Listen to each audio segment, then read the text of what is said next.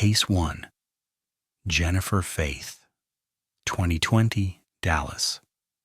He woke up that morning ready for nothing more than a simple dog walk with his wife. Jamie Faith had no idea that the woman holding the leash beside him had already decided he wouldn't make it back home. What looked like an ordinary morning in their quiet Dallas neighborhood was the moment Jennifer Faith used to set everything she had planned into motion. Jamie was a good man, steady, warm, dependable. He worked as an IT director for American Airlines. He loved walking his dog. He cared about his family. Friends described him as a down-to-earth guy who didn't look for trouble and didn't create it. He trusted his wife completely. He believed their marriage was real and stable after 15 years together. But Jennifer had already moved on, and she needed Jamie gone. Just months earlier, she'd reconnected with an old high school boyfriend named Darren Lopez, a retired Army combat medic living alone in Tennessee. He had served in Iraq. He had suffered a traumatic brain injury. He lived with PTSD, memory struggles, and years of emotional damage from combat. Jennifer knew all of this, and she knew exactly how to use it. She created a fake Gmail account in Jamie's name. She wrote herself violent messages. Then she forwarded them to Darren, pretending they came from her husband. She painted Jamie as an abuser, a monster, a man who threatened her life daily. None of it was true. But Lopez, isolated and vulnerable, believed every word.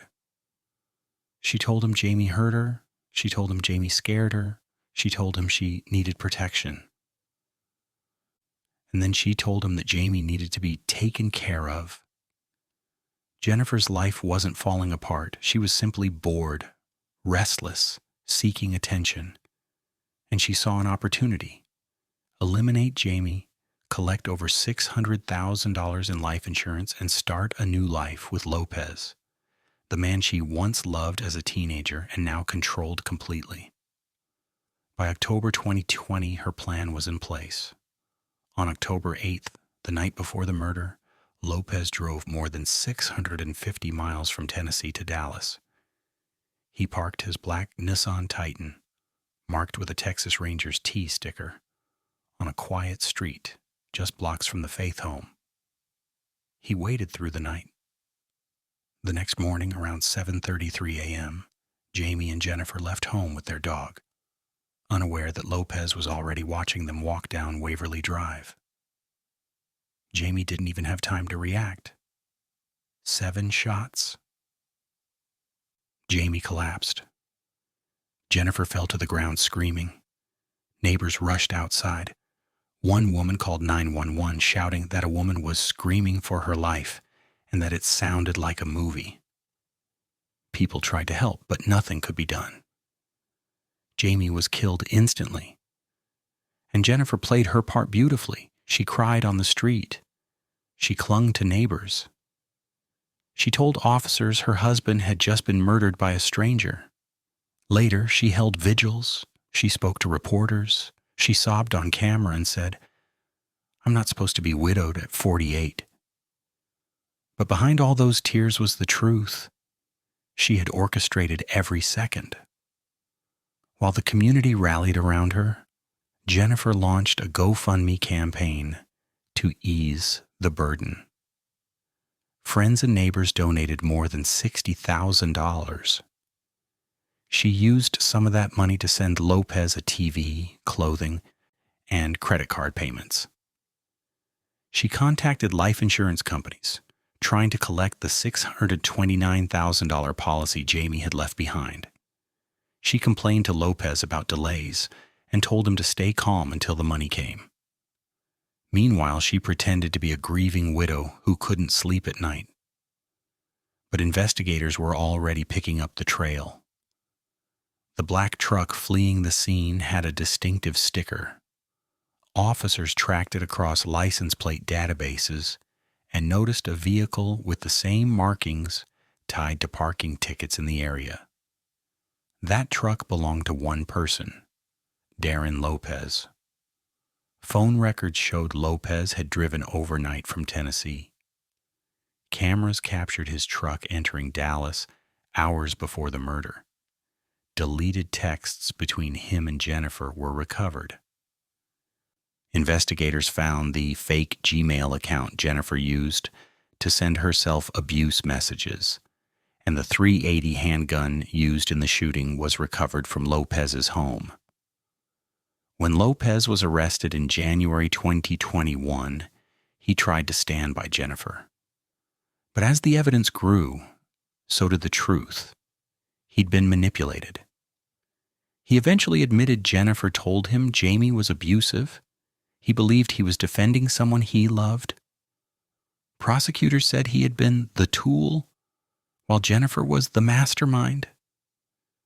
Jennifer kept lying as long as she could. But when federal investigators confronted her with the entire timeline, emails, finances, GoFundMe transfers, insurance claims, deleted messages, she broke. In February 2022, she pleaded guilty. Her admission was cold and emotionless. She'd manipulated a wounded veteran. She'd lied to her community. She'd raised money off her husband's death, and she knew the entire time that Jamie had never laid a hand on her. Friends who once supported her sat in the courtroom stunned. Jamie's daughter cried quietly. His mother held her hands together and listened to the woman who ended her son's life finally confess. Jennifer Faith had pretended to be a victim, but Jamie had been the only real victim. At sentencing, the U.S. attorney said she had put on quite a performance, but her tears couldn't hide what she'd done. The judge sentenced her to life in federal prison without parole, plus fines and restitution. Lopez went to trial in July 2023. Despite arguing he was manipulated, a jury found him guilty of murder. He was sentenced to 62 years. Jennifer tried to run the perfect con. She crafted fake stories. She planned the exact moment Jamie would die. She manipulated a man whose war trauma made him easy to influence, and she thought she could fool the world by pretending to be a broken widow whose husband was taken by a stranger on a quiet morning walk. But investigators always say the same thing. When someone performs too hard as a victim, it's usually because they're hiding something far worse. And in this case, every lie she told became the rope that pulled the truth straight to the surface. Jamie's family still talks about how kind he was, how easy he was to be around, how he loved walking the dog in the mornings, how he trusted the people closest to him, and how his last moments were spent beside the person who had already traded his life for a new love and a life insurance payout. Jennifer thought she would gain money, freedom, and a second chance at the romance she never got in her youth. Instead, she gained a lifetime behind bars. Jamie's friend said it best during the impact statement. He didn't deserve to die. He was a regular guy who loved his family, and everything he built was taken by someone who pretended to love him back. In the end, the plan that Jennifer built in secret became the very thing that destroyed her. Greed didn't free her. Manipulation didn't protect her. Lies didn't save her. Truth did what it always does. It showed up right on time. Case 2, McKelly Williams, 2011 Keller. It was still dark when Michelle Williams made the call. That frantic burst of panic about an intruder, a wrench, a gunshot, and a husband who wouldn't wake up. But long before her voice ever reached that 911 dispatcher, the story she told had already begun to crack. Because every detail she gave was built on a lie she'd practiced for weeks. Greg Williams had been asleep beside her. A quiet man. A father. A computer programmer who built his company from nothing and cared deeply about giving his daughter the life he never had. He wasn't the type of man who made loud enemies or lived dangerously. He loved their little girl. He tried to keep their household stable during difficult financial months. And in the end, he trusted the wrong person. He trusted the woman sleeping next to him. By October 2011, the Williams marriage was unraveling.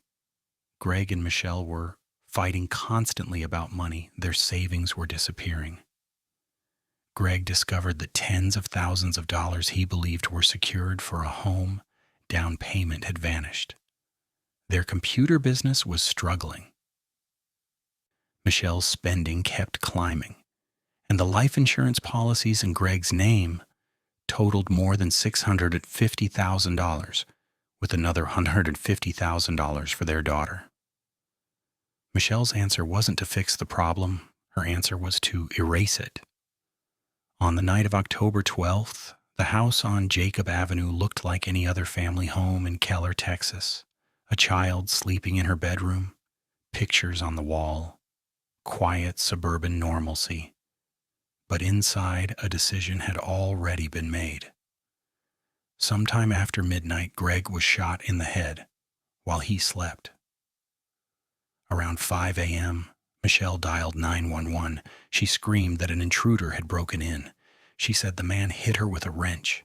She said he shot Greg and fled into the night. Police rushed to the scene. Officers found Greg in bed, dead from a gunshot wound. They found Michelle pacing, crying, holding her head. Her hair and makeup were done. She was fully dressed. She told police she had been attacked too. She insisted someone had slipped inside their home and killed her husband. But something about the scene didn't fit. The gun, Greg's own .45, was sitting out. Cleaned. No fingerprints. The door she claimed was forced open showed pry marks, but they were fresh, shallow, and didn't match a true break-in. There was no forced entry anywhere else. The police dog detected no intruder scent in or around the house. A large amount of cash, about $20,000, sat untouched, out in plain sight. And Michelle, despite claiming she'd been struck violently, showed no head swelling, no dizziness, no medical signs consistent with her story. She changed her version 3 different times in the first few hours. Detectives quickly moved from sympathetic to suspicious. Then, inside the home, they found traces that didn't add up. Gunshot residue on Michelle's jacket, wiped surfaces, and a staged living room where the TV volume had been intentionally turned up loud. When investigators dug deeper, they found something else. Greg's life insurance policies, bank records showing massive financial problems, and a pattern of Michelle planning and rehearsing the narrative she would later tell. As hours of interrogation went on, Michelle started bending under pressure. Little by little, the story she'd clung to began slipping through the cracks. Then came the moment investigators had been waiting for. Michelle admitted she had staged the scene. She confessed she wiped the gun clean. She confessed she pried open the door herself. She confessed she hit herself with a wrench.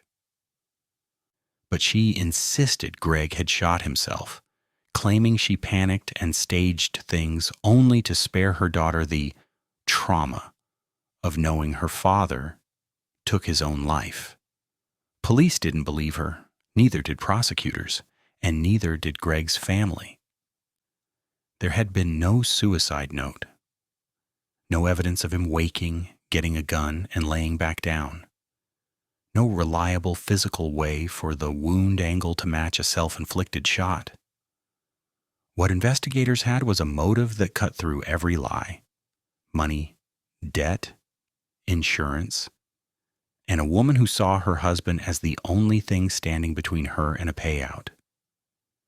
In 2012, Michelle was indicted on murder and tampering charges. But even behind bars, her stories kept shifting. She tried to blame an intruder again. Then she went back to the suicide version. She tried to convince her teenage son to help her frame Greg's ex-wife. She rehearsed different versions of the shooting in letters. She told friends she was innocent, then confessed to others that she panicked. In October 2013, she accepted a plea deal, 18 years for deadly conduct and tampering. But that deal required her to remain silent and accept responsibility. Within months, she gave a television interview claiming she was framed. Greg killed himself, and she was the true victim. That one interview destroyed her agreement. The judge threw out the plea. In September 2014, Michelle finally went to trial. Jurors watched the 3-hour interrogation video. They heard her twist and flip her explanation over and over again as detectives pressed her. They saw photos of the staged living room and the untouched money. They listened to her son describe how she asked him to help her create a false narrative. Prosecutors made it clear. Michelle didn't panic. She planned. She sedated Greg. She shot him. She staged the break-in, and she cleaned the weapon because fingerprints would have ruined everything. The defense argued depression, financial hardship, and steroid use pushed Greg toward suicide. They claimed Michelle made bad choices, but not violent ones. The jury didn't buy it. On September 29, 2014, they found her guilty of murder and evidence tampering. 2 days later, she stood in a Tarrant County courtroom as the sentence was read aloud. 60 years in prison for murder. 10 years for tampering, served concurrently. Even then, Michelle cried, not in remorse, but in protest. Greg's family sat quietly, their grief finally meeting justice. His ex-wife said she only wanted Michelle to tell the truth, to take responsibility so the family could heal. But Michelle never did. Not during trial, not after sentencing, and not in any interview that followed. She continues to insist Greg shot himself. Investigators, jurors, and even the judge said her stories were nothing but layers of manipulation. The community of Keller has long since moved on, but the memory of the case lingers. A wealthy neighborhood, a picture-perfect suburban home, a couple who seemed normal from the outside, and inside that home, a woman who believed she deserved the money her husband had worked his whole life to earn. Money she saw slipping away with every overdue bill, every argument, every sign that Greg was no longer willing to cover her spending. Michelle thought she could rewrite the scene. She thought she could control the narrative. She thought she could turn intruders into ghosts and a gunshot into a mystery. But in the end, the truth didn't need a confession. The facts told the story. The lies exposed themselves. And the cover-up became the clearest evidence of all. A prosecutor said it best. She staged every part of that night, except the truth. Case 3, Betty Lou Beats, 1983, Gun Barrel City. When Jimmy Don Beats lay down to rest on the night of August 6, 1983, he believed he was safe inside his own home. A retired Dallas fire captain, he had dedicated his life to saving others, working long shifts, running rescue calls, and pushing through danger to protect people he didn't even know. That night, he expected nothing more than sleep and the comfort of the quiet home he shared with his wife, Betty Lou. He had spent years sacrificing for his family and looked forward to enjoying the calm of retirement. People who knew him said he was patient, dependable, and ready for a peaceful chapter in life. But none of that protected him from what waited in the dark. To neighbors and friends, Jimmy Don and Betty Lou looked like a couple settling into late life stability. They lived in a small mobile home near Cedar Creek Lake in Henderson County, Texas. Quiet, rural, ordinary. Jimmy Don loved fishing on the lake, spending time with his children, and keeping things simple. Betty Lou presented herself as a woman who had survived a hard childhood and a series of troubled marriages. Someone who wanted a fresh start. She was deaf from early childhood, had endured poverty, and spent years raising siblings when her mother was institutionalized. Her life had been shaped by hardship, and she told people she only wanted security. But inside their marriage, tension grew around money. Betty Lou struggled with bills, old debts hovered, and Jimmy Don's pension from the fire department brought in steady income. Money Betty Lou could not access unless something happened to him. Love can hold on for a while, but greed speaks louder when someone feels cornered. There were warning signs long before that night. Betty Lou's past was filled with violent encounters with previous husbands, shootings, confrontations, and stories that changed every time she told them. In 1979, her fourth husband, Doyle Barker, vanished. She said he ran away. Later, investigators learned she had shot him and buried his body in the yard. Yet no one knew this in 1983. Jimmy Don didn't know that the woman he trusted had already buried one husband on her own property. Other danger signs existed too. Betty Lou had begun asking questions about his life insurance and pension. She talked about money problems with growing intensity. She hinted that she needed more stability, and she paid special attention to paperwork involving beneficiary changes. She'd leaned on her children during previous violent incidents, pulling them into situations they did not fully understand. And months before Jimmy Don was killed, she spoke openly at home about being tired of financial struggles. Those around her brushed off the tension as stress. But the signs were there. Mounting pressure, missing funds, arguments about bills, her sudden focus on insurance, and the way she involved her children in strange tasks that didn't make sense at the time. The plan unfolded in stages. She waited until Jimmy Don was asleep, quiet and unaware. She retrieved the .38 caliber pistol she had relied on before. She told her son Robert to leave the home.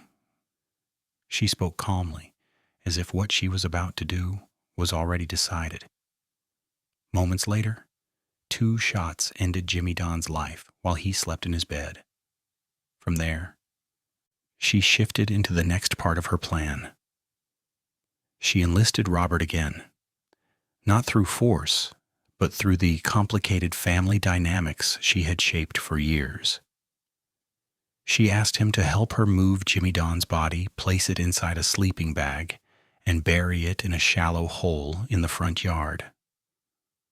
On top of that burial site, she planned a decorative structure, a makeshift wishing well planter built specifically to hide what lay beneath. She then staged an accident on the lake. The boat was placed near Redwood Beach Marina, abandoned with heart medication inside the cabin. Fishing gear remained untouched, as if Jimmy Don had simply experienced a medical emergency while out on the water. She contacted authorities to report him missing and acted worried when officers arrived. Every action was designed to point investigators toward the water and away from her yard. The crime appeared simple on the surface. A retired fire captain gone missing during a nighttime fishing trip. An empty boat drifting just as she planned. No signs of trouble, no struggle, nothing out of place. For weeks, officers dragged Cedar Creek Lake, searching for any sign of Jimmy Don. They recovered nothing. No body, no clues, no trace of foul play. Betty Lou comforted neighbors, spoke softly about being a widow, and stepped into a role she had prepared long before, the grieving spouse trying to survive a tragedy. Her plan stretched further. She quietly positioned herself to receive his $100,000 insurance policy and his monthly pension payments from the fire department. She answered questions with confidence, never revealing the truth buried just feet from her door. The truth began to surface 2 years later, not because of evidence from the lake, but because of the strain inside her own family. Her son Robert, burdened by what he had helped conceal, reached a breaking point. In 1985, he contacted authorities and confessed everything. His statement connected 2 disappearances, Jimmy Don in 1983 and Doyle Barker in 1979. Detectives returned to the Beats property with a search warrant. They dug beneath the wishing well planter. There, hidden in a sleeping bag, lay the remains of Jimmy Don Beats. Only feet away, they uncovered another sleeping bag, this one containing the remains of Doyle Barker. The discovery stunned the community. One husband disappearing was tragic. 2 husbands, buried in the same yard, painted a very different picture. The investigation accelerated immediately. Evidence tied both deaths to the same gun. Records showed Betty Lou had made financial decisions based on Jimmy Don's disappearance within weeks of the staged boating incident. Witness interviews made it clear she had discussed killing him beforehand. Detective Rick Rose noted the inconsistencies in her original missing person report and how her details shifted with every interview. Her children told investigators about how she involved them in her stories. Robert describing the night Jimmy Don was shot, and Shirley recounting how Barker's death had been covered up. Interviews revealed a pattern: financial need, sudden disappearances, and children pressured into helping her. Betty Lou denied everything.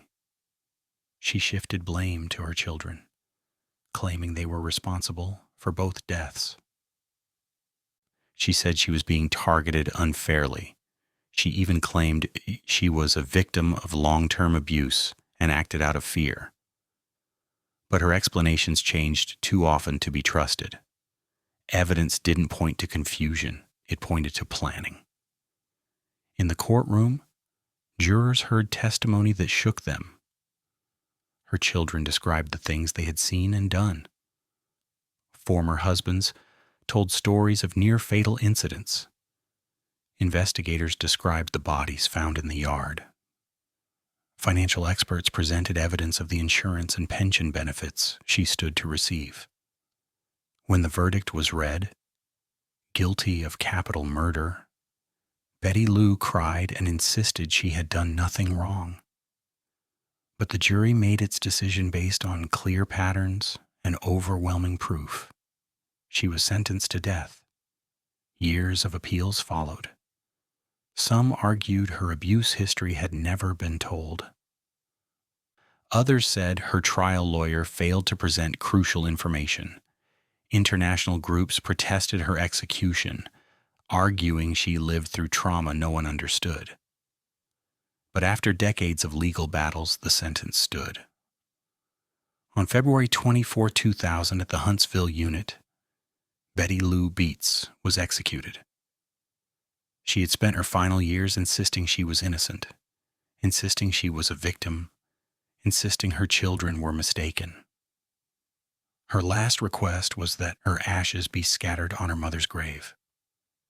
Jimmy Don's family, still grieving, said they finally felt a sense of closure. His son James said, "Now she knows what we feel like."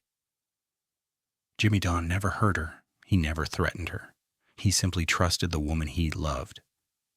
And for that trust, he paid the highest price. Betty Lou traded a peaceful life for a plan built on money she never received. Greed convinced her she could bury the truth. Justice proved nothing stays hidden forever. Case 4, Susan Wright, 2003, Harris County. He had no idea the woman he built a home with, the woman he trusted to raise their children, was already planning a way to end their life together and walk away with money she believed she deserved. Jeff Wright was a 34-year-old father who worked hard, pushed through long shifts, and returned home hoping for peace. Friends said he kept moving, kept providing, kept trying to make his marriage work even when the cracks were obvious. He wasn't perfect, but he loved his 2 children deeply. He wanted a future for them, a simple one, where they could grow up safe. That's what makes this case hard to hear. A man trying to hold his family together, unaware that the danger wasn't at the door. It was in his own bedroom. At church gatherings, neighborhood cookouts, or school events, Jeff and Susan looked like any other young couple trying to balance bills, childcare, and long work hours. 2 kids, a house in a quiet area, and a timeline that, on the outside, looked normal. People didn't pay attention to the arguments, the tension behind closed doors, or the late-night fear that neither of them fully admitted to others. Love can hide many things, but greed always finds a way to reveal itself. The marriage had problems long before January 2003. Money was tight. Stress was heavy. Their young daughter had just been born months earlier, and both of them were stretched thin. Jeff had his own struggles, including cocaine use that made him unpredictable at times. Susan said he could be aggressive, especially when he spiraled into binges. But she never left. She stayed, moved around him, avoided confrontation, and told friends she just wanted to keep the peace. Still, the red flags didn't go away. Arguments about money, missing cash. Nights when Jeff was wired and restless. Days when Susan kept to herself, quiet and tense. Family members noticed bruises on her arms, but she brushed it off. Jeff's co-workers noticed he looked tired and stressed, but he kept working anyway. Their home was full of small warning signs. Signs people see only when it's already too late. Looking back, the clues were there. The strained marriage, sudden requests for financial papers, and her growing interest in their life insurance policy. Susan had become distant, cold at times, overwhelmed at others. By late 2002, she was telling certain people she feared Jeff. But instead of walking away, she made a choice that would change everything. On January 13, 2003, Susan waited until the kids were asleep. She approached Jeff with a soft voice, telling him she wanted to fix their marriage, that she wanted intimacy, trust, and a fresh start. She used affection as a lure, coaxing him to the bedroom. She tied his hands to the bed, something she told him was part of reconnecting. He trusted her. He didn't fight it. He didn't know he'd never get up again.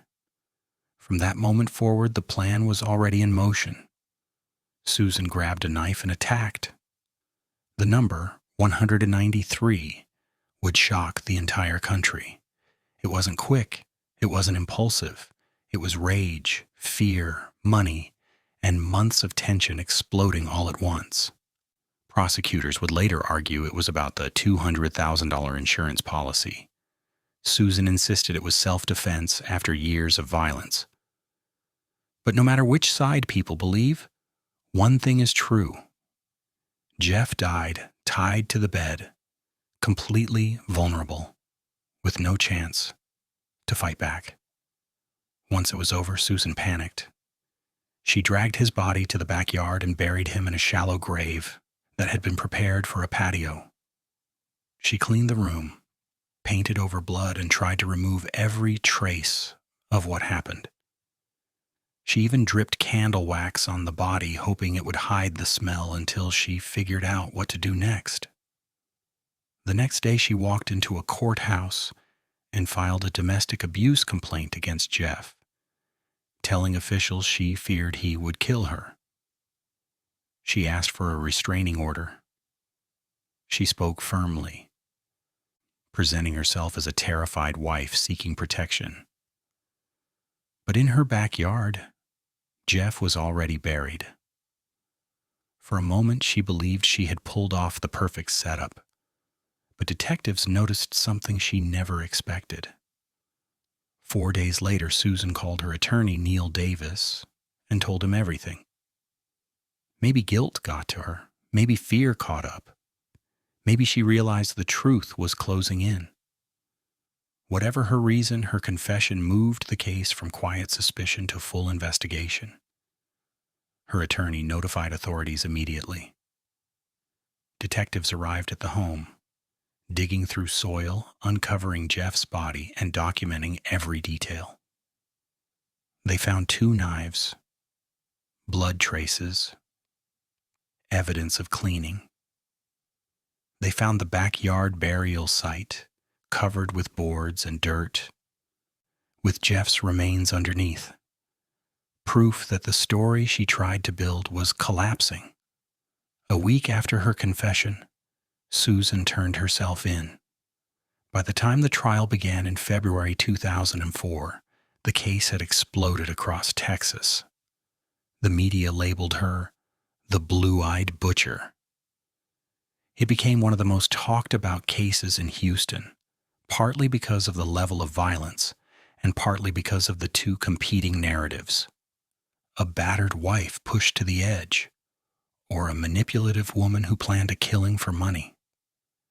In court, the district attorney made a dramatic move. They brought the actual bed into the courtroom. Prosecutor Kelly Siegler climbed on top of a dummy tied to the mattress and reenacted the stabbing, slashing downward again and again to show the jury how brutal the attack was. It was shocking. Viewers gasped. Even seasoned reporters said they had never seen anything like it. The defense fought back. They said Susan had endured years of abuse, emotional and physical. They said Jeff had threatened her during cocaine binges. They said she was terrified he would hurt her, and that everything she did was out of fear. Susan took the stand and cried as she described the violence she claimed she had lived with. But the stab count was hard to ignore. The cleanup, the burial, the false abuse report filed the very next day, the secrecy, the silence, and the insurance policy. By March 3rd, the jury had reached a decision: guilty of murder. She was sentenced to 25 years in prison. Years later, due to ineffective assistance of counsel during the original sentencing phase, a new hearing was granted. Susan was resentenced to 20 years. She became eligible for parole twice before finally being granted release in July 2020. She walked out of prison on December 30th, 2020, nearly 18 years after the killing. For Jeff's family, none of it erased the pain. His children grew up without their father. His loved ones carried scars they will never forget. For them, the courtroom demonstrations, the media circus, and the debates about motive all faded away. What stayed was the simple fact that Jeff never came home. Justice doesn't erase the pain, but it reminds us that every lie eventually falls apart. Susan's case still divides people. Some believe she killed for money. Others believe she snapped after years of fear. Either way, 2 children lost their father, and the violent end of their marriage became a national spectacle. The money she hoped to benefit from never brought her peace. The story she tried to build collapsed the moment the truth came out, and every step she took to hide what happened only brought her closer to the sentence she couldn't outrun. Greed promised her a way out. Justice delivered the truth. In the end, the love of money didn't just take a life, it changed hers forever. Case 5. Celeste Beard Johnson, 1999, Austin. Stephen Beard was a man who had already lived a full life when he married Celeste. He spent decades building a fortune through hard work, long hours, and the kind of grit that never needed to be announced. Friends described him as sharp, generous, and disciplined. He survived the pain of losing his first wife to cancer after 45 years together. He carried grief quietly but kept moving forward, choosing hope instead of isolation. When he met Celeste at the Austin Country Club in 1993, he thought he had found a second chance at companionship, a chance to rebuild a life that had been shattered by loss.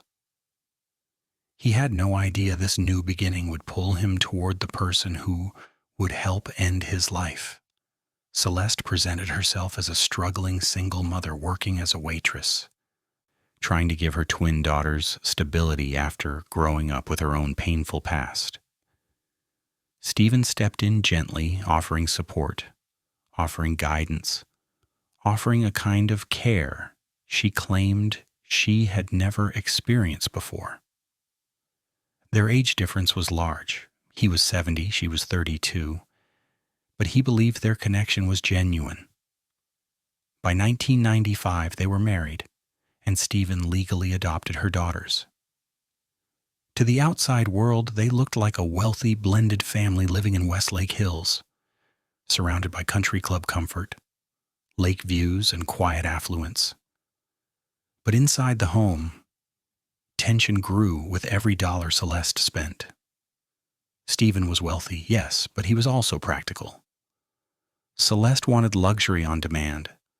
She wanted shopping sprees, jewelry, vacations, plastic surgery, and anything else she could reach for. She burned through money at a pace that made Stephen pause, then argue, then threaten divorce. She spent more than $500,000 in the months surrounding the shooting. Love may survive hardship, but greed always exposes the truth. There were warning signs long before the attack. Celeste had a history of unstable relationships, emotional manipulation, and sudden shifts in behavior. She told people stories of pain, abandonment, and cruelty, stories designed to draw sympathy. But she also had a pattern of turning to men for financial rescue. When Stephen began pushing back on her spending, she started telling people he treated her harshly and made her feel trapped. She admitted herself to a mental health facility in early 1999 for depression. That stay changed everything. Inside St. David's Pavilion, Celeste met Tracy Tarleton, a woman who had battled her own mental health struggles. They formed an immediate connection. Celeste leaned on her, confided in her, and painted Stephen as a cruel man who controlled her life. She told Tracy she felt unsafe. She said Stephen would ruin her emotionally. She claimed she was ready to end everything unless someone helped her get free. Tracy, lonely and vulnerable, believed every word. The red flags now stretched across 2 relationships: Stephen's frustration with her spending and Tracy's growing obsession with Celeste. As the summer of 1999 turned into fall, Celeste pushed harder. She told Tracy they could have a life together. She fed her details about alleged abuse. She convinced her that Stephen needed to be removed and that it was the only way they could escape their pain. Tracy wanted to protect her. Celeste wanted Stephen's money. The plan unfolded in pieces. Celeste told Tracy exactly where the shotgun should be carried and where the bedroom window would be unlocked. She guided her step by step toward the act she didn't want to commit with her own hands. Around 3 a.m. on October 6, 1999, Tracy walked into the Beard home through the door Celeste had left open. She carried a 20-gauge shotgun. She stepped into Stephen's room. She raised the weapon, and she pulled the trigger. The blast tore through Stephen's abdomen. He woke in agony, grabbed the phone, and called 911 himself. "My guts just jumped out of my stomach," he cried to the operator, begging for help. Celeste claimed she was asleep in the opposite wing of the house. She said she heard nothing. She said she had no idea who could hurt her husband. But investigators noticed something she never expected. The family dog didn't bark that night, a sign the intruder wasn't a stranger. There were no signs of forced entry, and the shell casing matched a shotgun owned by Tracy Tarleton. Within 6 days, Tracy was arrested. Even then, she claimed she acted alone. Celeste visited her in jail, sent messages, reassured her, and continued spinning stories of affection and devotion. Tracy held on to these lies, believing that once she got out, she and Celeste would be together. Stephen survived the initial injury, but complications hit him hard. Infection spread. His body weakened. On January 22, 2000, he died in the hospital. The shooting became a homicide case. Celeste moved forward quickly, too quickly. By February, she had started dating a man named Cole Johnson. By July, 7 months after Stephen's death, she married him. She wanted a new husband, a new image, and access to Stephen's estate. When Tracy heard Celeste had remarried almost instantly, something inside her snapped. She realized she had been used. She realized every promise Celeste made was a lie. So she told detectives everything. Investigators turned to Celeste's daughters next. Jennifer and Christina came forward with something explosive. Secret audio recordings of their mother talking about harming Tracy, manipulating Tracy, and trying to find someone else to take care of lingering problems. The tapes captured Celeste making comments that prosecutors later called chilling. The next layer was financial. Records showed spending sprees right after Stephen's shooting, shopping, luxury items, and purchases that made it clear Celeste was preparing for a life without her husband. When all the pieces were together, detectives saw the truth. Stephen wasn't an abusive man trapping his wife. He was a wealthy one who threatened to cut her off.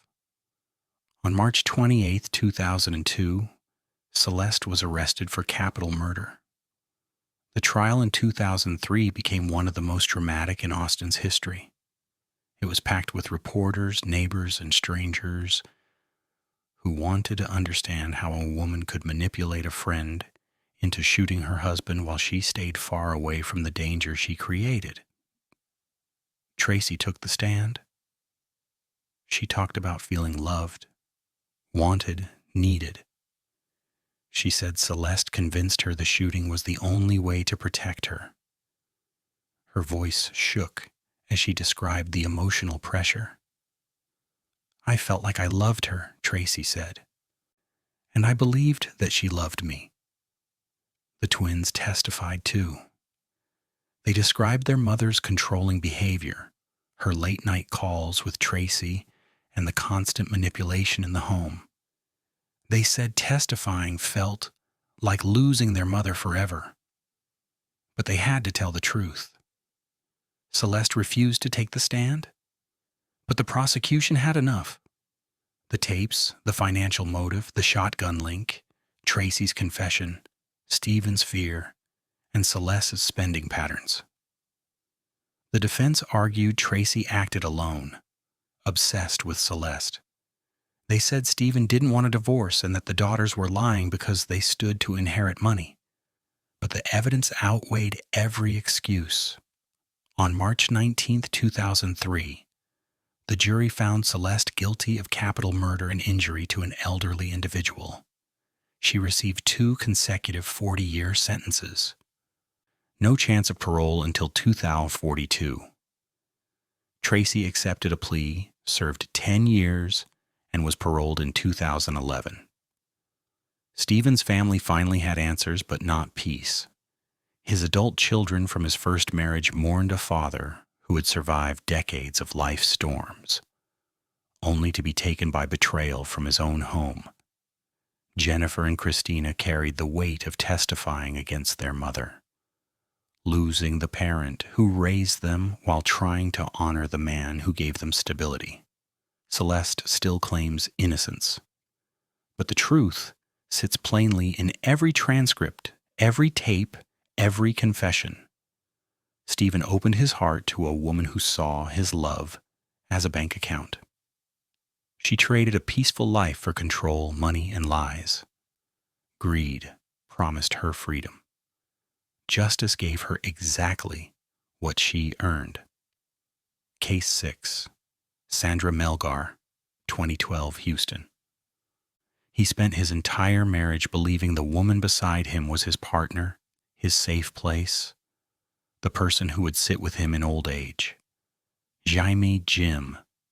Melgar trusted his wife completely.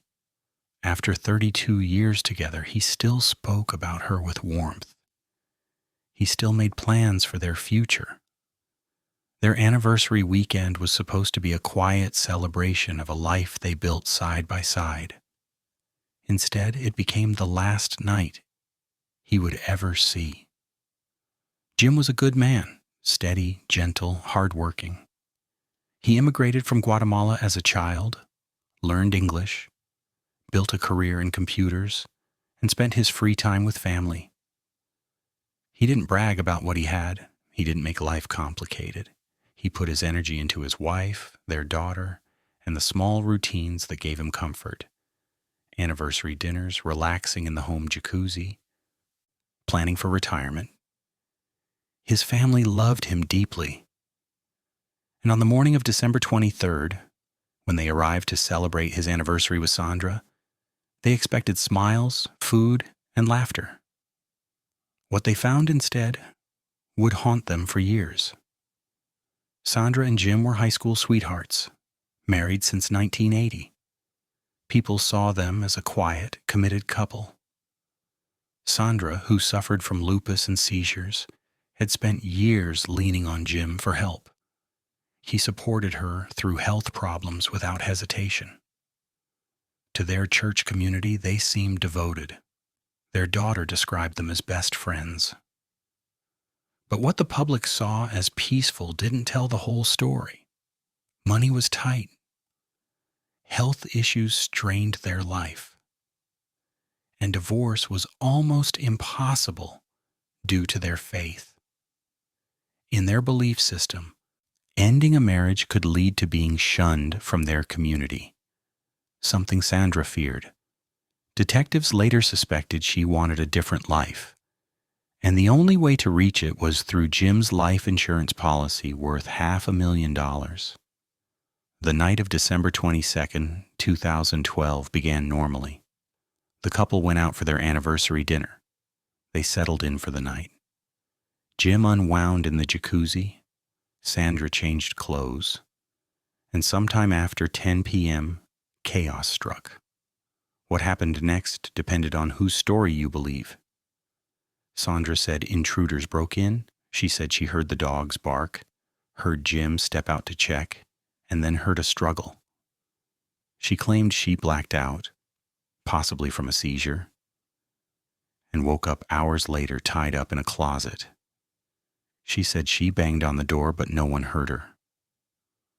She said she had no idea what happened to her husband, but investigators saw something different. Jim's body lay tied up in a closet, stabbed more than 30 times, beaten, left in a pool of blood.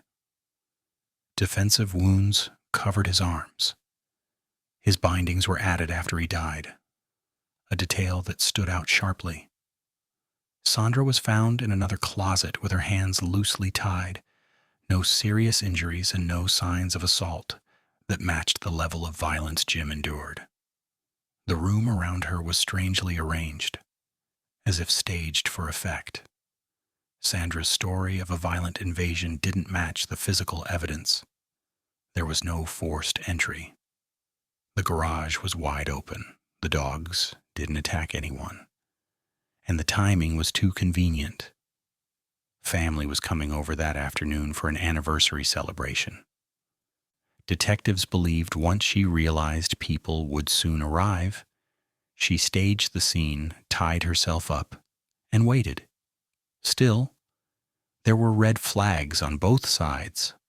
Some evidence favored investigators' theory, the post-mortem bindings, the lack of forced entry, the inconsistencies in Sandra's timeline. Some evidence favored the possibility of an intruder. Foreign DNA on door handles, unknown male DNA on the safe, missing jewelry, a suspicious man in the neighborhood that morning who police never pursued. The contradictions created a storm around this case. Sandra's health problems added another layer. She had a seizure disorder, chronic pain, and mobility issues that made some people believe she wasn't strong enough to kill Jim. But prosecutors argued she could do far more than she admitted. They said she planned carefully, knowing the insurance payout would support her in ways divorce never could. The morning after the attack, when Sandra's family arrived for the anniversary gathering, they knocked with no answer. They called. They banged on the door. Nothing. Jim's brother Herman entered through the open garage and stepped into a nightmare. He found Sandra tied in the closet, dazed and confused. He found Jim in the other closet, lifeless. The screams echoed down the street. A neighbor called 911. Detectives rushed in. Blood everywhere, rooms torn apart, closets disturbed, a safe smeared with blood that wasn't fully tested. Sandra repeating a story of an invasion one detectives didn't believe. Sandra was taken to the station instead of a hospital, even though she asked for medical care repeatedly. She was interrogated for hours. She cried. She shut down. She told the same story again and again, saying she blacked out and woke up tied up. Detectives pushed harder. They said her story made no sense. They said she was lying. They said she killed Jim herself.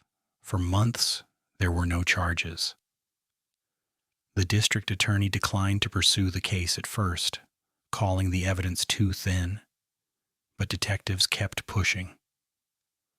Over a year later, a grand jury indicted her based on circumstantial details, insurance inconsistencies, and their theory of staging. At trial, both sides clashed fiercely. Prosecutors described Sandra as a woman trapped in a marriage she didn't want. They said she chose money over loyalty. They said she tied herself up, waited for her family to arrive, and played the victim. And they called the scene a performance, and the injuries on Jim deliberate and cruel. They argued she hacked the life out of him, then sat quietly waiting for help. Defense attorneys pushed back hard. They said police were reckless and biased. They said the lead detective, who was later fired for unrelated misconduct, mishandled evidence. They said the real killer saw an open garage, slipped inside, and attacked the couple. They questioned why key DNA wasn't tested. They argued Sandra's health made her physically incapable of overpowering Jim. They pointed to the unknown male DNA found throughout the home. They pointed to the neighbor who saw a strange man at the scene that morning. They said the state ignored every lead that didn't point to Sandra. Sandra sat in court crying softly, clutching a tissue, shaking her head. Her daughter Liz took the stand and defended her mother with everything she had. She said her parents were still in love. She said they were planning their next vacation. She said her mother couldn't hurt anyone. The courtroom felt the weight of her pain. But the jury had to make a decision based on what was presented. No forced entry, no signs of an actual intruder, no physical injury on Sandra that matched the violence Jim endured, and the $500,000 life insurance policy tied to Sandra's name. After 8 hours of deliberation, they returned with a single word: guilty. Sandra collapsed in tears. Liz screamed in disbelief. Family members cried out, unable to process what had just happened. The judge sentenced her to 27 years in state prison. She would be nearly 80 before she became eligible for parole. The years after the conviction brought even more controversy. Media outlets covered the case. Dateline aired an episode. 2020 interviewed the family. Podcasts dissected every angle. Online community split into two camps. One calling Sandra a cold killer, the other insisting she was an innocent woman railroaded by a sloppy investigation. The Innocence Project took her case in 2023, pointing out untested evidence, questionable detective conduct, and new DNA findings that didn't match Jim or Sandra. Through it all, Sandra stayed behind bars, aging, living in the medical unit because of her health, still saying she had nothing to do with Jim's death.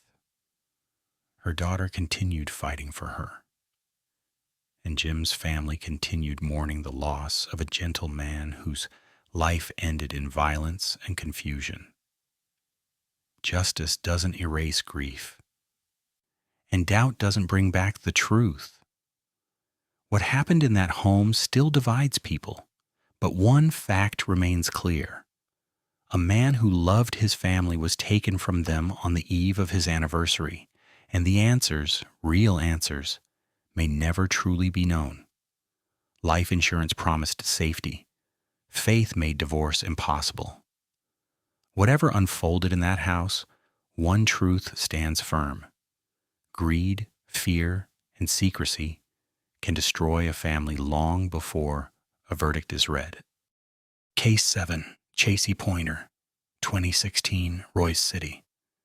He spent his life saving on others, running into burning homes, holding strangers' hands in their worst moments, comforting kids who were terrified during emergencies. Captain Robert Bob Pointer was the kind of man people immediately trusted. He didn't raise his voice. He didn't throw his weight around. He showed up for his daughters, for his crew, for anyone who needed him. But the one person he trusted most was the one who planned the night he wouldn't make it home. Bob married Chasey when he was 40 and she was 22. He had already lived a full life, marriage, kids, a respected position at the firehouse. She was just starting out, a young nurse aide who seemed sweet and vulnerable.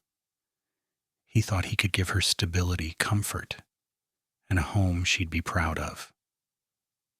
Their daughter was born soon after. Photos show him glowing with pride every time he held her. People who knew Bob admired the way he raised his children. He called them every morning. He hugged them daily. He worked long shifts but still made time for them. He lived with purpose, not ego. And even when his marriage to Chasey became rocky, he held on to hope that they could rebuild what they had. But he had no way of knowing she was already planning a different future, one without him. As the years passed, Chasey changed. She lost weight, started seeking attention from other men, and drifted away from her husband emotionally. Bob saw the change. He saw the late-night messages, the private calls, the strange behavior. He even installed a camera in the house because he didn't know what else to do. He wanted honesty, But what he got was betrayal. Chasey's affairs multiplied, one lover after another. And when that wasn't enough, she started telling them stories, dark, dramatic claims that painted Bob as a monster. Claims that were never supported by evidence. Claims Bob's friends, co-workers, and even his ex-wife said were flat-out lies. Men fell for her words, thinking they were rescuing her. It became a pattern, and one man in particular bought into it completely. Michael Garza. Garza wasn't a stranger in her life. He was more than a fling. He was the one she vented to, texted obsessively, and confided in. Her messages to him became darker over time, talking about wanting Bob gone, telling him she couldn't take it anymore, and hinting at plans that weren't just fantasies, they were instructions. By September 2016, Bob had reached the end of the road. He contacted a divorce attorney. He wanted out. He couldn't keep living in a home built on infidelity and manipulation. He was ready to move forward, to start again. For Chasey, that wasn't an option. A divorce meant losing money, losing the lifestyle, losing the control she held by playing the victim. A divorce would cut her off from the $685,000 life insurance policy she had made sure she was listed on just a few months earlier. Greed settled in, and she saw her husband not as a partner, but as a payout. That brings us to the night of September 9th, 2016. Just after 10 p.m., Chasey called 911 from a dark, muddy stretch of a rural road near Royse City. She sounded panicked, out of breath. She told the operator her husband had been shot while trying to help pull her stuck Jeep out of a ditch. She said a tall figure in dark clothing came out of nowhere, fired the shot, and ran into the fields. When police arrived, they found the Jeep lodged deep in the ruts. The headlights cast harsh shadows across the brush, and in the driver's seat, slumped over and bleeding, was Captain Robert Pointer. A single shotgun blast to the right side of his head. Instant. Devastating. Final. Officers started asking questions, but from the moment Chasey opened her mouth, her story didn't sit right with them. She said she was having car trouble. She said she called Bob for help. She said they were alone when a stranger approached. But her timeline bounced around. Her details shifted. She cried, then stopped. She blamed herself, then blamed the mysterious figure. Body cam footage shows her switching versions within minutes. The officers didn't see shock. They saw calculation. And then there were the messages. Over 10,000 texts on Chasey's phone. Dozens of photos. Countless videos. Evidence laying out exactly what she had been doing for months. She wasn't a grieving wife. She was a woman juggling affairs and planning an escape from her marriage, one that required her husband gone. Detectives brought her in for questioning at 2:20 a.m. 8 hours later, her story collapsed. She broke down, cried, covered her face, and then whispered the truth. It was Garza. Oh no. What have I done?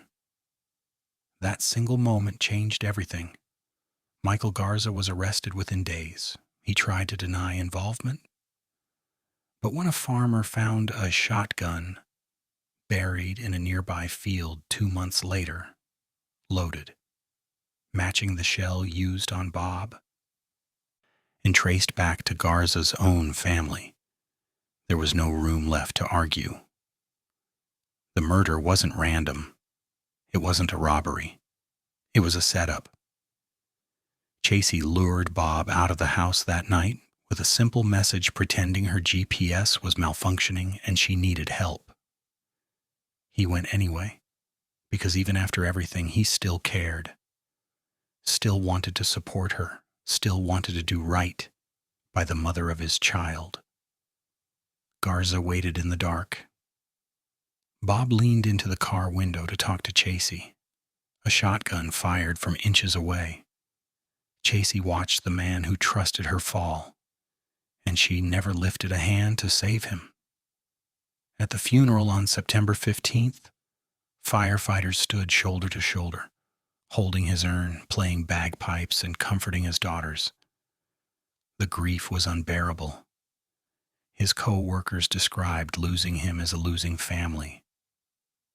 His daughters said their father never let a day pass without telling them he loved them. Meanwhile, the woman who was supposed to love him was already preparing her defense. At trial, prosecutors showed the messages, the affairs, the planning.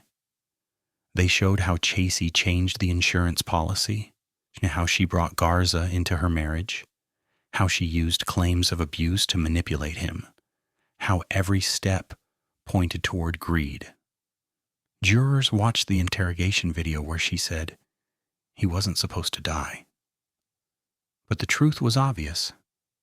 She set the stage. She chose the road. She chose the timing. And she chose the man who would pull the trigger. Her defense tried to argue she only wanted Garza to confront Bob, that her affairs didn't matter, that she didn't expect violence.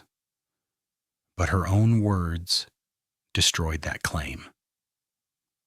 The texts where she talked about wanting him gone, the desperate messages sent minutes before the shooting, the lies she told investigators. After 2 weeks of testimony, the jury deliberated just 4 hours. Their verdict: guilty of murder. She received life in prison with parole eligibility after 30 years. Garza received 99 years. Bob's insurance money was legally redirected to his daughters, the 3 girls he loved more than anything. When asked how they wanted their father remembered, the answer was simple: as a man who gave to everyone and didn't deserve any of this. Justice finally stood where betrayal tried to win. Greed may have led Chasey down that road, but truth brought her back in chains. Case 8, Wendy Mae Davidson, 2005, San Angelo. He survived 5 deployments. He survived war zones, danger, sleepless nights, and everything that comes with serving your country overseas. But the one threat Staff Sergeant Mike Severance never saw coming was sitting beside him at the dinner table. His own wife. Mike was the kind of man people trusted instantly. Quiet, kind, steady. A small-town kid from Maine who built his future through discipline and service. He loved animals, helped friends without hesitation, and planned to build a peaceful life once his time in the Air Force was done. His family called him their Superman. He was the one who kept everyone grounded. When he met Wendy, she seemed like the perfect match. A veterinarian, smart, calm, beautiful. Someone who appeared to value responsibility and family just as much as he did. He fell for her quickly, and when they married in September 2004, he believed they were starting a life he could be proud of. But behind that calm exterior, Wendy kept secrets. Big ones. Secrets that had the power to destroy everything Mike trusted. Wendy grew up in San Angelo, Texas, on ranch land her family owned. She was ambitious, talented, and driven. She opened her own clinic, built a reputation in the community, and lived the kind of life people applauded. But her personal life was far from stable. She tangled herself in messy relationships. She pursued men aggressively. She hid problems instead of solving them. And even after marrying Mike, she carried on an affair with another man, the man who fathered her second child. Mike had no idea just how complicated things truly were. As 2004 turned into 2005, the newlyweds were already drifting apart. Wendy was behind on clinic finances. Rumors swirled about how she managed money at work. She was pregnant by another man, And her husband, the one who trusted her completely, didn't know the truth. But the one thing she did know, the one thing she never admitted to anyone, was that her financial life was collapsing. And the only safety net she had was the $500,000 life insurance policy tied to Mike, plus the military benefits his service guaranteed. Those benefits were significant. They offered long-term financial stability, guaranteed monthly payments, and a lump sum payout. Money she could use to rebuild her clinic, protect her image, and move on with her affair. Divorce would expose everything. Murder, she thought, would solve everything. On January 15th, 2005, everything snapped. What happened inside their home that night has been debated for years. But the evidence tells a story Wendy refuses to admit. Mike ingested large amounts of barbiturates, the same drugs Wendy used in her clinic to euthanize animals. Drugs not prescribed to him, drugs only she had access to. He didn't show signs of struggle, he didn't fight back, he simply slipped into unconsciousness. He couldn't save himself. Once he was incapacitated, Wendy waited for him to die. Then she took it even further. She stabbed him over 40 times after he was already gone. Not out of rage, but to stage a violent attack, to make it look like someone else had killed him, to create confusion for investigators, and to cover her tracks long enough to cash in on his benefits. Mike Severance survived war. He didn't survive his wife. Instead of calling 911, instead of asking for help, instead of telling the truth, Wendy picked up the next piece of her plan. She dragged his body out of the house, loaded him in her car, drove him miles into the Texas countryside, and dumped him in a stock pond owned by a family friend. She weighed him down with cinder blocks, tires, and old car parts. Then she drove home, went to sleep, and reported him missing the next morning. She told police they'd argued, and he stormed off. She said he might have run away. She said maybe he left to cool off. She played the calm, worried wife. But investigators didn't buy it, not even on day one. Mike wasn't the type to vanish. He loved his son. He loved his family back in Maine. He had never walked away from responsibility in his life. Something was wrong, and everyone who knew him felt it immediately. Meanwhile, Wendy kept her clinic open. She kept living her life normally. She tried to collect life insurance payments just days after he disappeared. She filed paperwork saying she believed he died naturally. She searched online for body decomposition and how to pass a polygraph. And she didn't think anyone would notice. Weeks turned into months. Mike's family begged for answers. His military co-workers were devastated. His mother cried in interview after interview, pleading for her son to come home. Then investigators found the break they needed. GPS data on Wendy's vehicle led them to a ranch pond, a place she insisted she never visited, a place with no reason for Mike to ever go. But divers knew what they were searching for, and on March 6, 2005, they found him, weighted, hidden, stabbed, poisoned. That discovery changed everything. Texas Rangers and local deputies confronted Wendy with the evidence. She denied killing him. She said she found him dead in their home. She said she panicked. She said she didn't know what else to do. She claimed she acted alone, but also admitted her brother helped her move the body. Her story shifted each time she told it. The one thing she never explained was the poison. Mike didn't take animal euthanasia drugs himself. Someone gave them to him, someone who had access, someone who knew exactly how they worked. Only one person fit that description. When the case went to court in 2006, Wendy made a decision. She didn't go to trial. She didn't risk the full weight of a murder conviction. Instead, she took a deal, pleading no contest to murder and tampering. Not guilty, not innocent, just not fighting. It was a way to control the damage, a way to avoid the possibility of a life sentence, a way to hold on to her story without admitting what she did. The judge sentenced her to 25 years.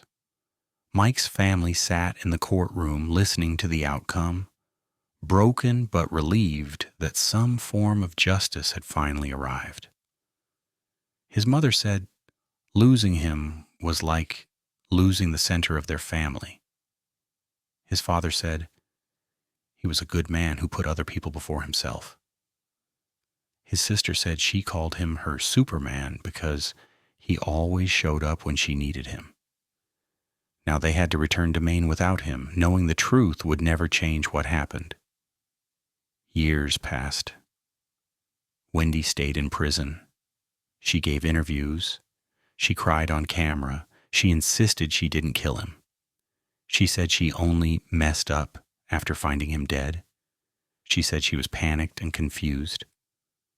But every answer created more questions. The evidence told a different story. The toxicology alone pointed straight at her, and the 40-plus stab wounds done after death showed intention, not panic. Mike's son grew up without a father. His parents grew old without their boy. His hometown in Maine still remembers him as the man who served 5 tours, cared deeply for others, and had a future stolen from him for money and lies. The woman he trusted chose herself over his life. Greed promised her freedom. Justice gave her prison walls. Case 9, Sarah Hartsfield, 2023, Beach City. He tried to love her. He tried to help her. He tried to build a future with the woman he believed was finally his partner in life.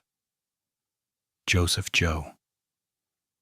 Hartsfield spent years battling diabetes, managing his health with discipline and responsibility. He followed every rule, kept careful track of his glucose, and stayed on top of his treatment.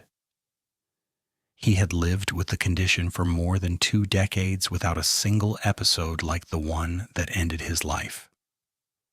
The truth is simple. Joe didn't die because of diabetes. He died because someone used it against him. Joe was 46, outgoing, friendly, loyal to friends, and close to his family. He was the kind of man who checked in regularly, called his mother often, and made people feel safe. When he met Sarah online, he believed he finally found someone who understood him, someone who had lived life, served in the military, and carried her own scars. Someone who could match his energy, his loyalty, and his commitment.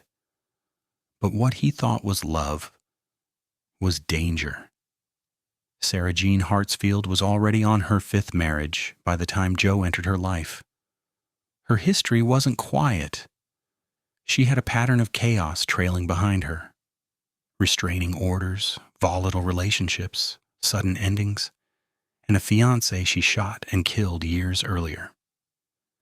That case was ruled self-defense at the time, but after 2025, investigators put it back under review. Her messages to friends revealed something deeper: bitterness, anger, resentment. He's bleeding me dry. I'm in financial ruins. I can't keep paying for him. She said the words freely, over and over. About the man who trusted her completely. Joe didn't know just how dangerous she was, but he felt something was wrong. In late December 2022, he fled to his mother's home in fear. He told her plainly, "I'm afraid she will shoot me." Days later, he left a voicemail saying, "I went home and preparing to be shot, but nothing happened. I love you." His family begged him not to return, but like many people who want to believe in their spouse, Joe went back, hoping things would get better. He walked back into a trap. On January 7th, around 1:30 a.m., while the house was quiet, Sarah picked up Joe's phone. She accessed all of his financial accounts, his checking, savings, passwords, and every life insurance and retirement document tied to his name. She emailed them to herself. Prosecutors called it preparing the payout. And then the alarms started. Joe's glucose monitor began beeping, warning of dangerously low blood sugar levels, a level that would only fall that fast if someone injected far too much insulin into his body. Sarah claimed she was asleep, but digital records showed she was awake and active on her phone. She wasn't trying to help him. She wasn't calling 911. She wasn't running to get medical supplies. She was deleting videos of Joe gasping for air. One of those videos was sent to her daughter at around 1:30 a.m. A clip showing Joe struggling, barely conscious, breathing hard. His body was fighting to survive. Sarah's daughter later told police she didn't understand why her mother would send something like that. The jury would later learn why. Because Sarah wanted the world to see a medical crisis, not a murder. Joe lay in their room in Beach City, fading in and out of awareness. His glucose alarm screamed for hours. He needed help immediately. A single call could have saved his life. A quick injection of glucose could have reversed the entire thing. But Sarah waited. She watched, she deleted, and finally, after 3 a.m., after at least 1 to 2 hours of alarms, she dialed 911. Her voice in the call was calm.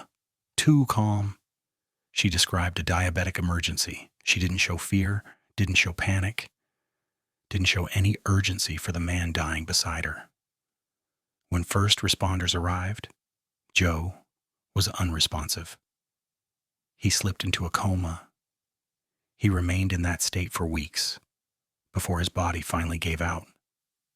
His brain had been starved of sugar for far too long. Hypoglycemia had shut everything down. Doctors immediately suspected something was wrong. Type 1 diabetics don't crash that hard without reason. Joe never had episodes like this. He tracked his insulin carefully. Every nurse and doctor involved said the same thing. This collapse was unnatural. And when investigators searched the bedroom, the truth came to light. 10 insulin pens were scattered beside the bed, more than any diabetic would ever need for a single night, more than any human could survive if injected rapidly. Police found Sarah's deleted messages, her searches, her emails, her financial access, her own words turned into evidence. He's put me in financial ruins. I'm done being bled dry. He's costing me everything I worked for.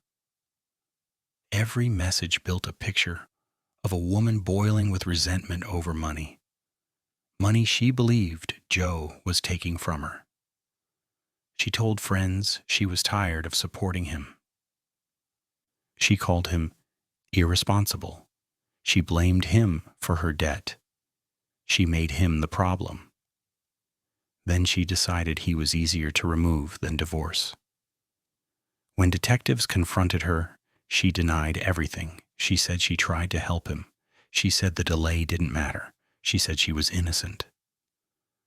But the phone records, the missing videos, the emails to herself, and the insulin history told a different story. The 911 call sealed the impression of a woman who wasn't worried. She was waiting. Sarah was arrested on February 3, 2023, and charged with murder.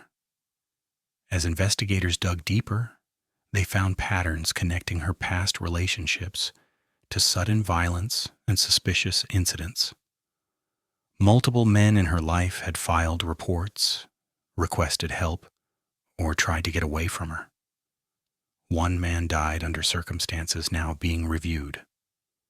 At trial in late 2025, Prosecutors laid out the timeline with chilling clarity. The financial anger, the emails she sent herself, the hours of ignored alarms, the videos she deleted, the delay before calling 911. Then came their final line, one so powerful the media repeated it nationwide. She decided the only way to stop the bleeding was to make Joseph stop breathing. In just 2 hours, jurors made their decision: guilty of first-degree murder. The next day, the judge sentenced her to life without parole. Joe's family cried in the courtroom, not because justice erased the pain, but because at least the truth was recognized. At least the world saw what Joe tried to warn them about in his final days. His sister testified that Joe told them he was scared to sleep beside Sarah. His mother still keeps his last voicemail. She plays it when she misses him most. A message from a son who walked back into danger because he wanted to believe in love. Throughout the process, Sarah remained unshaken. No apology, no responsibility, no expression of grief. Her lawyers filed a notice of appeal a week later. The sheriff said, after sentencing, "Glad the jury saw through her. Those other cases have similar scenarios. They're being looked at again." Joe Hartsfield died because he trusted the wrong person. A man who survived war, survived deployments, and survived the hardest hardships life can bring, could not survive the woman who claimed to love him. And in the end, the money she chased cost her everything. When you look at every case in this series, one truth stands out across all of them. These men trusted the wrong person, and that trust was turned into a weapon. Husbands who believed in love. Fathers who pushed forward for their families. Men who worked hard, sacrificed, and built homes they thought were safe. And each time, the person standing beside them, the one who said, "I love you," the one they promised forever to, was the one secretly setting the trap. 9 different stories, 9 different marriages, 9 different lives taken because someone believed money mattered more than a human being. But in each case, justice caught up. Some were sentenced to decades. Some will never breathe outside prison walls again. Some thought they could run, manipulate, or outsmart investigators. But every lie eventually collapsed. Their plans didn't give them freedom. They didn't get the fresh start they imagined. They didn't get the money, the control, or the life they chased. All they gained was a cell, a number, and the knowledge that their choices destroyed everything they touched. Justice didn't bring the victims back, but it brought answers, it brought truth to light, and it reminded everyone watching that betrayal may hide behind a smile, but it never wins in the end. For the families, the daughters, the parents, and the friends who still carry the pain, this justice is a reminder that their loved one mattered. Their lives mattered. Their stories mattered. And for anyone who has ever ignored red flags, overlooked strange behavior, or stayed silent when something felt wrong, these cases are a warning. When love turns into control, manipulation, or greed, it is never harmless. Justice stood firm for these 9 men, and truth followed them long after their killers thought the story was over. At the end of the day, the love of money never brings peace. It destroys, it corrupts, and it takes more than it ever gives.